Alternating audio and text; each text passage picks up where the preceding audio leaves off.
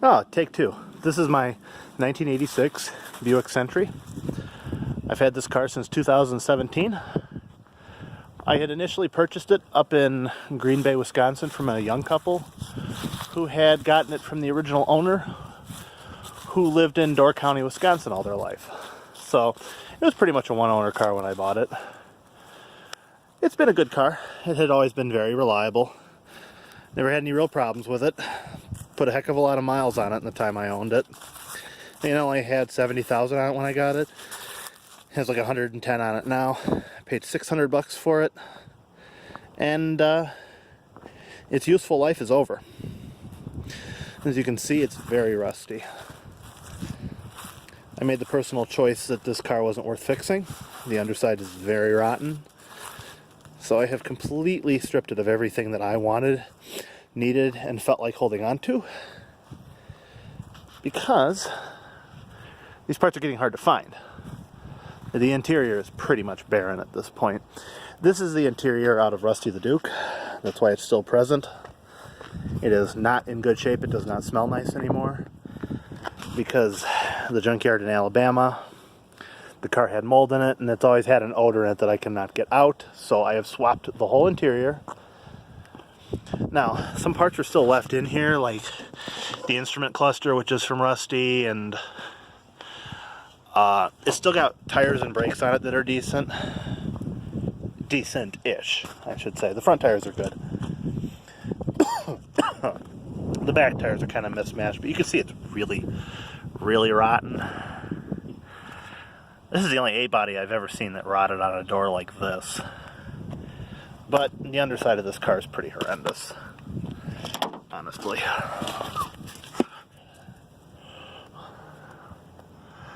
It's not as bad as some, but it's pretty damn bad. It's bad enough under here that I didn't feel like saving it. It's got some pretty jerry-rigged lines, and it's been this way since I bought it. But I don't feel like fixing it. Not when I've got... Yeah, you can see it's all kind of... It's very rotten under here. The floorboards are all rotted. This thing is just rotting away. But it's still structurally sound enough that it can be driven. But don't weep for this car. It did good for me. Gave me an endless supply of parts. Helped me finish my restoration on Rusty. And you know what? Its story isn't completely over yet. I have sold the engine and transmission to a guy up north who needs them for his 1986 Oldsmobile Cutlass Sierra wagon. This is an identical engine. It will be a plug-and-play swap for him. His Iron Duke dropped a rod, he said. So I sold him the engine. He's coming down, and he's coming down this Friday to pick up the whole chassis. Part of the agreement is that he's going to take what's left of the car, and he'll take care of junking the empty shell out. I'm not going to be junking the shell. It is still safe to be driven. The signals all work. The only thing that it does not have are headlight and wipers, which he doesn't need. He's just going to be taking it home and taking the engine out. And that the agreement was that he can have the brakes, the tires, the engine, and the body, which means he's going to get some money back when he junks out this body. He also wanted the windshield, which is original GM PPG glass. But as you can see, I've taken everything: the door handles, the door locks, the trunk lock. He's not getting the lock key to this car. I have kept that entirely. The only thing he's getting to this car is a title and an ignition key. It is a titled chassis. It's still a good runner though. Let's see if I can get in it. All the door seals I have taken. The doors are 100% stripped. The funny thing is, it still runs great. This is literally demo derby ready.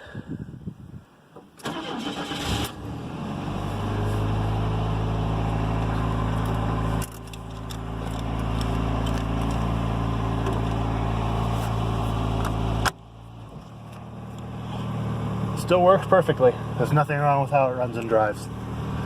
I have taken quite a few parts from under the hood. The only thing I left as promised for him was the engine and the transmission. I took the climate control, the cruise control, and pretty much everything I could remove, I removed. It's a different experience driving a car like this, let me tell you. It's noisier. It is quicker, but that's because all the weight is gone.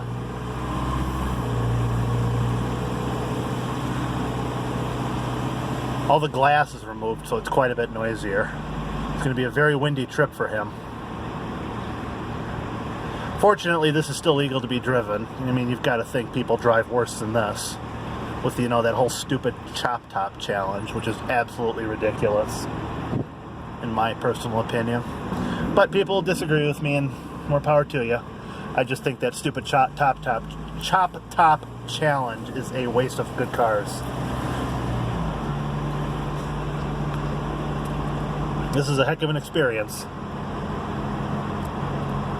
It's like rolling around in a big metal go-kart. Very noisy. I told them to dress warm. There ain't no heat, there ain't nothing in this car. It is an empty box. It is an empty steel box. It is ready to be junked. But tires are still good. He's getting pretty much all new brakes. The guy I bought it from put new calipers and rotors on it. And I rebuilt the back brakes about a year ago when I realized both wheel cylinders were leaking, which is really common for these cars. You can see the blinker stock is literally just a piece of metal now. I took that too.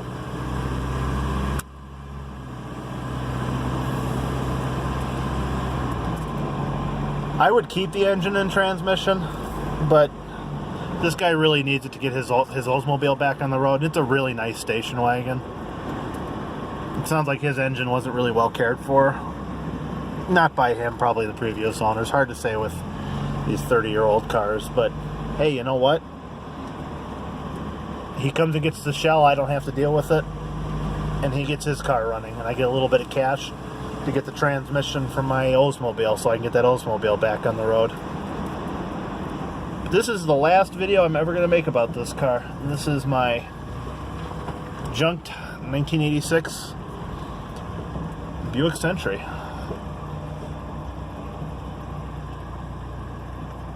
It was a good car, honestly, but it's just done.